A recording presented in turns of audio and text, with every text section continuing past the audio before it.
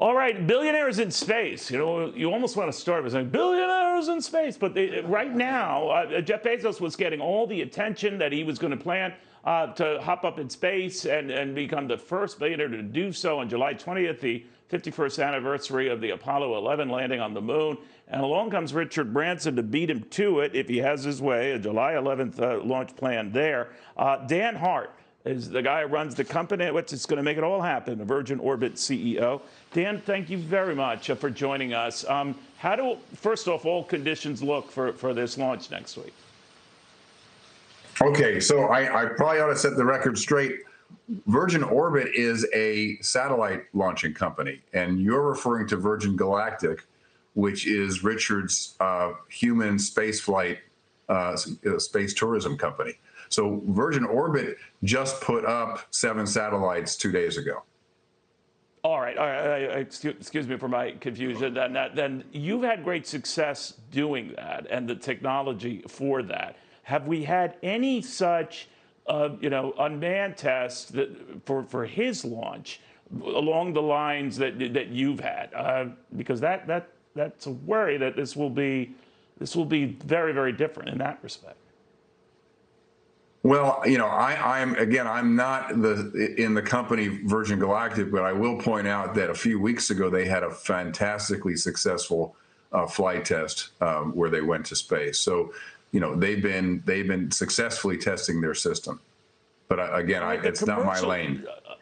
No, I understand. The commercial side of it and launching satellites, of course, that's very, very profitable. And of course, he's booked a lot of key contracts. Jeff Bezos wants the same sort of deal. Elon Musk is talking about that. The edge you give people or tell them is what? What do you get, doing it through you? What do we get when doing launch the way we do? Is that your question? Yes, exactly.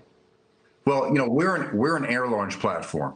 So 2 days ago, we took off from a runway in Southern California with 7 satellites. And their destination was low Earth orbit.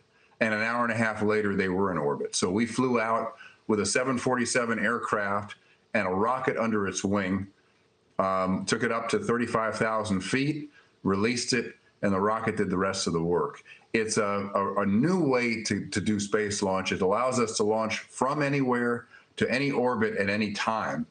And it's in the midst of a huge transformation that's going on in space where satellites have gotten smaller, more capable, and they're helping us in every facet of the way we live on Earth. Now, this is not your kettle, but just to explain how Richard Branson's flight is going to go the same way, right? Launching first, on a jet, beneath a jet, above a jet, I don't know the details, and then blasting from that into space.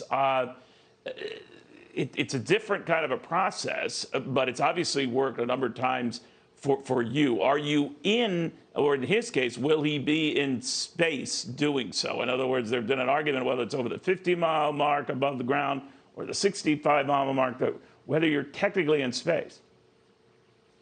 Well, that's not my, that's not a discussion that I'm in the middle of because we're an orbital space company. But from the pictures and from everything I've seen, you certainly are in space. Those they are beautiful images, and clearly you get the perspective of seeing the globe. And I'm told by the astronauts that I know that is a life-changing moment. Yeah, I'm sure it is. Dan, also for those that launch satellites this way, like you were doing in Hare, first a jet and then launching from there satellites and putting them in Earth orbit. How appealing is that to potential customers? I mean, is it considered less risky? Is it considered more efficient? How do you describe it? Well, number one, it's more efficient, right? Because so much of the work is being done. The first stage of flight is a 747 airplane just taking off from a runway. Doesn't have quite the, the amount of energy that you need when you see those rockets taking off.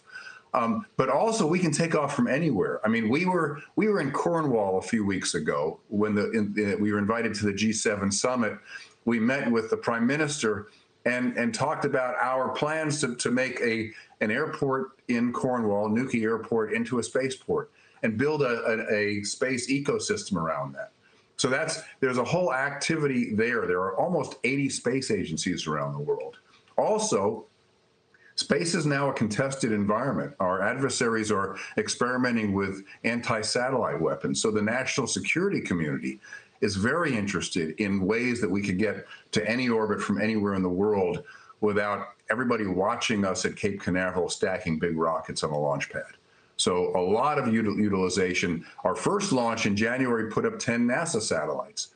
So everybody is now reformulating how they do space. It's a really exciting time to be in the industry, and we're bringing a new capability, a new technology to space transportation. Yeah, I've never seen anything like it. I mean, it's such a novel way to do this, and it certainly, when you look at it, you're looking at a space movie and all, but it's the real thing. Dan Hart, Virgin Orbit CEO, thank you very, very much.